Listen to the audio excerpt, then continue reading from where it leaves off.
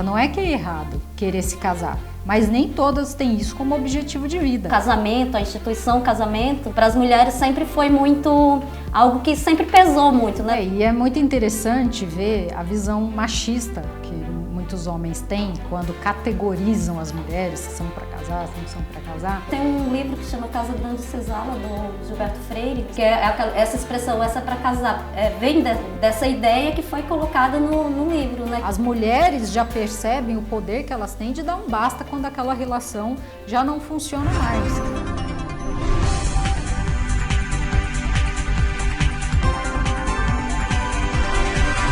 Olá, estamos começando mais um Sintonia Fina, sempre um prazer estar aqui com vocês, nesse bate-papo de diversos temas que a gente traz aqui, que nem sempre são pautados pela grande mídia. E contamos sempre com a ajuda de vocês, nos dando audiência, mandando recados, sugestões, comentando os nossos programas. E olha, temos um incentivo a mais para vocês estarem com a gente, trazer mais amigos. Nós vamos sortear essa caneca linda aqui do programa Sintonia Fina. E assim, nós vamos fazer 2 sorteios. É uma caneca para quem já é assinante e outra para quem vai chegar e assinar o nosso canal. Então, como é que você faz? Se você já é assinante, chame uma amiga, um amigo para assinar. Coloca lá o sininho para receber as notificações e marca nos comentários o seu contato. Que aí quando a gente for fazer o sorteio, a gente vai avisar, porque na verdade a gente não vai nem colocar uma data, a gente está colocando uma meta para aumentar o número de assinantes, porque a gente começou agora, precisa da colaboração. Então a meta por enquanto é chegar em 500 assinantes. E aí quando for ter a data, a gente avisa vocês. Bom, e hoje nós vamos falar de um assunto que está aí na sociedade, que se discute. Essa é para casar? E para falar sobre isso, nós estamos aqui com a convidada Mari Mendes. É pedagoga e ativista pelos direitos das mulheres. Mari Mendes faz parte do Fórum de Mulheres Filhas da Luta de Mogi das Cruzes. Mari, é um prazer receber você aqui no nosso programa para falar desse assunto. Esse tema surgiu porque tempos atrás a gente estava programando, né? Nós fazemos alguns programas ao vivo, outros são gravados, e um deles ia cair na data do dia de Santo Antônio. E a gente pensou, bom, vai ser um programa ao vivo, o que a gente vai falar? Falar desse assunto, porque os meios de comunicação colocam várias simpatias, vêm com aquelas matérias, o que as mulheres estão fazendo. Você está solteira? Solteirinha, solteirona? Vamos lá. Fitinha branca, uma imagem de Santo Antônio. Tem missa, né? Tem vários tipos de superstição que as pessoas têm, se vão conseguir casar ou não. E aí a gente vai colocar pela visão feminista da coisa. Então não é que é errado querer se casar, mas nem todas têm isso como objetivo de vida. Porque do jeito que a gente vê, em pleno século XXI, a gente está folheando uma revista dos anos 1950. Como é que você vê isso, Mari, nos dias de hoje? O tema casamento, a instituição casamento, para as mulheres sempre foi muito, algo que sempre pesou muito, né? Tanto do ponto de vista da responsabilidade das tarefas domésticas, quanto do comportamento social, né? O padrão patriarcal da sociedade criou essa ideia na cabeça da sociedade de conjunto, principalmente das mulheres, de que o casamento, a maternidade, são coisas que fazem parte inerente, que as mulheres têm como obrigação na vida, e aí por isso que vem a questão da meta do casamento, né? E aí vem outros problemas com isso, né? Porque quando a gente casa, a gente vai com aquela ideia de que vou casar, tem que dar certo, e quando não dá certo, porque existem vários elementos e fatores que fazem com que relacionamentos amorosos, afetivos não deem certo. Claro. E aí as mulheres se sentem muito cobradas, às vezes segura muito tempo o relacionamento para não responder à sociedade, putz, eu não consegui. Então a frustração de não dar certo sobra muito pelas mulheres. E os homens também são atingidos com isso, né? Porque os homens são criados para abandonar. Então os homens nascem filho de uma mulher e eles já são criados para casar e deixar aquela mulher, como se fosse trocar pela esposa. E depois, quando o casamento não dá certo, eles abandonam. É diferente quando envolve a mulher pensa mais. E é muito interessante ver a visão machista que muitos homens têm quando categorizam as mulheres, que são para casar, que não são para casar. Até comentários de redes sociais, porque as redes sociais estão expondo muito, né? Como tempos atrás, não sei se você acompanha uma polêmica, de uma moça que criou um perfil no Tinder com o filho no colo. A foto que ela usou foi com o filho. E aí, os comentários foram os mais absurdos que ela recebeu. Do tipo, ainda bem que você já está com a criança aí, não precisa eu ficar enrolando para ir para as preliminares. E ao contrário, quando homens aparecem nas redes sociais com criança, que é visto como o cara, tá vendo? Olha que cuidadoso, tá com filho. Tem um livro que chama Casa Grande Senzala, do Gilberto Freire, Sim. E ele deixa esse posicionamento, que é o que permeia a sociedade, muito bem claro, porque essa expressão, essa é para casar, vem dessa ideia que foi colocada no livro, né, que diz que a mulher branca é para casar, a mulher morena, que aí tem o problema do mito da democracia racial, da miscigenação. Então, a mulher morena você pode até ali namorar, mas não assume para a sociedade. Então, a mulher negra cai no problema da solidão da mulher negra, né? E diz que a mulher morena é para namorar e a negra é para servir, é para trabalhar, que tem a ver com o processo de escravidão que o Brasil tem sua origem, sua base social. Então, essa expressão mulher negra é para servir, ela faz com que parte das mulheres negras não se sintam aceitas nas famílias, na sociedade, para apresentar como mulher para casar, e ao mesmo tempo ela se submete a relacionamentos abusivos, entende? Mas é assim que o papel nosso é não deixar a história ser apagada, a gente tem que contá-la, mesmo que doa, e mesmo que algumas pessoas não queiram escutar. Assim como as mulheres têm que entender que é aquele processo do século passado, de que eram os pais que escolhiam com quem a gente ia casar, de que a gente tinha que casar e ficar para sempre, de que quando você divorcia, existe o resquício disso tudo ainda hoje, né?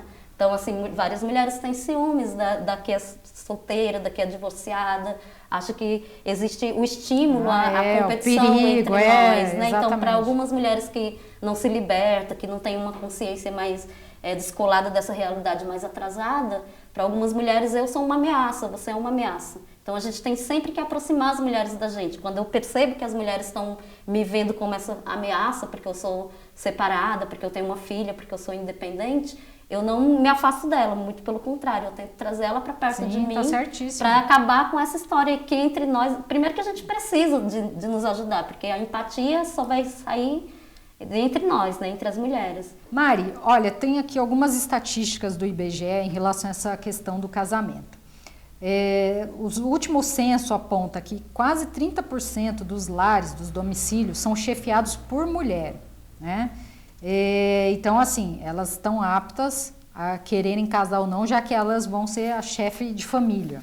Outro dado mostra aqui também do censo do IBGE que o número de casamentos tem diminuído e ocorre um divórcio a cada 3 casamentos. Como eu comentei com você, estou na estatística também. Nós percebemos que estamos numa sociedade em transformação.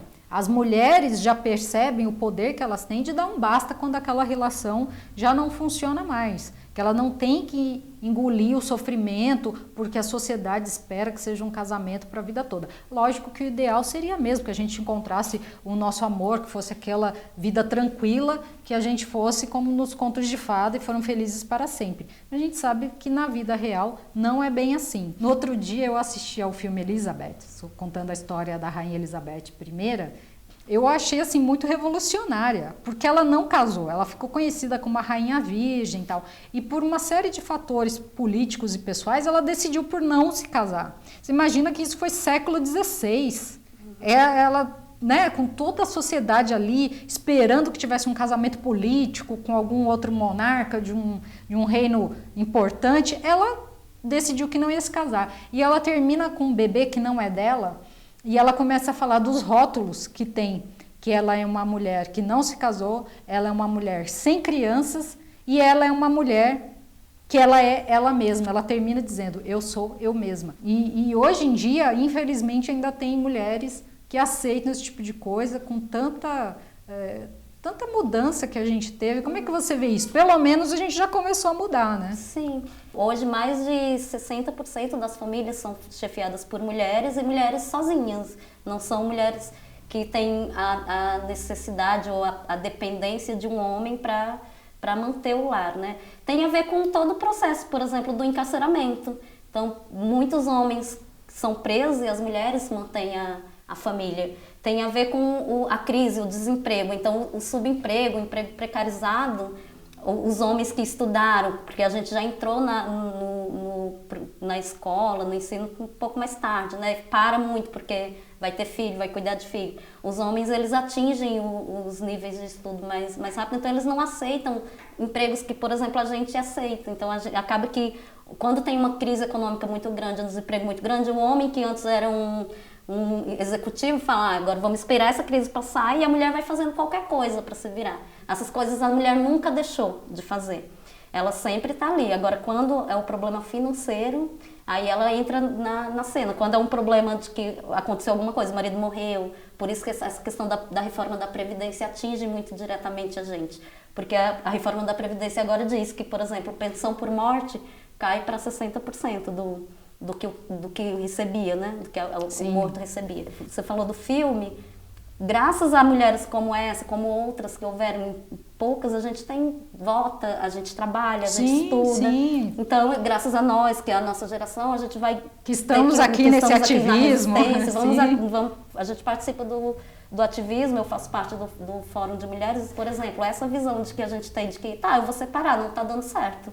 Eu vou trabalhar, eu vou manter minha casa, minha vida.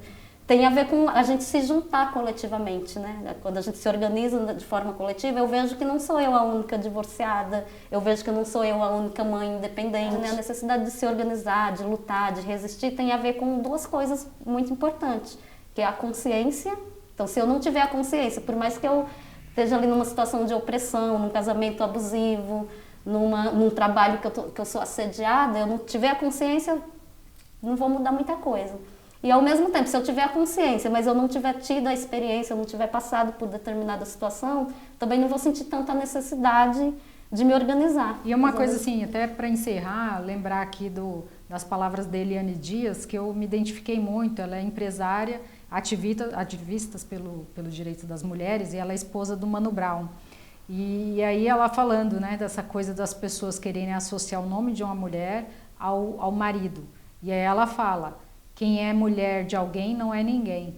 Então, eu acho que é importante as mulheres aceitarem e reconhecerem o valor que elas têm de si próprias e que você é responsável por sua própria história. Não achar que é o casamento. Você pode casar, isso pode ser algo que você venha nutrir. O Sintonia Fina não está defendendo que as mulheres não se casem, não é isso, mas que você escreva a sua própria história. Né? Que você seja dona do seu destino, seja casar ou seja não casar, enfim, mas que você reconheça isso, que é o seu papel enquanto sujeito histórico, né? Sim. Mas eu agradeço muito, Mari, sua participação aqui com a gente, viu?